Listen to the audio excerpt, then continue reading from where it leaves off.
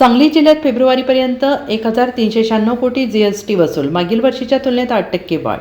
जिल्ह्यात एप्रिल ते February 2026चा GST महसूल 1396 कोटी रुपये जमा झालेला असून मागील आर्थिक वर्षाच्या एप्रिल ते फेब्रुवारी 2025च्या 1295 कोटी महसूलपेक्षा जास्त जीएसटी सुमारे 101 कोटीची म्हणजेच 8% वाढ झाली आहे. तर जिल्ह्यात केवळ फेब्रुवारी 2026चा जीएसटी महसूल 103 कोटी रुपये झालेला असून मागील आर्थिक वर्षाच्या फेब्रुवारी 2025चा महसूल 110 कोटी महसुलापेक्षा आता जीएसटी 7 कोटीचा म्हणजेच 6% घट झाली आहे.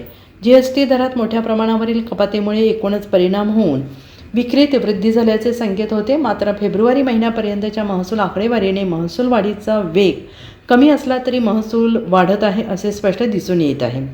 दिनांक 22 सप्टेंबर 2025 पासून वाहने, वाहनांचे सुटे भाग, स्टार्च, दुग्धजन्य पदार्थ, वह्या, कोरुगेटेड बॉक्स, औषधे, वैद्यकीय उपकरणे, बेकरी आणि इतर खाद्यपदार्थ, मिनरल वॉटर यावरील दरात फार मोठी कपात झाली होती.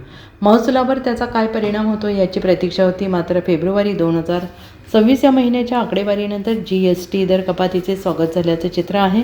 देशाचा विचार करता देशात 1,61,00,000 करदाते असून एप्रिल 2025 फेब्रुवारी 2026मध्ये जीएसटीचा एकूण महसूल 20,27,33,000 कोटी आहे. एवढ्या गेल्या वर्षीच्या एप्रिल 2024 फेब्रुवारी 2025च्या 18,71,670 कोटी महसुलाच्या तुलनेत 8.3% जादा कर संकलन या महिन्यात झालं आहे. सांगली जिल्ह्याचा वर्षातील आतापर्यंतचा एकूण विचार करता मागील आर्थिक वर्षातील 1,436 कोटीच्या जीएसटी महसूल वसुलीनंतर आता जिल्ह्यात नवीन आर्थिक वर्षातील पहिल्या 11 महिन्यात 31,000वर करदात्यांकडून चांगला जीएसटी महसूल जमा झाला आहे.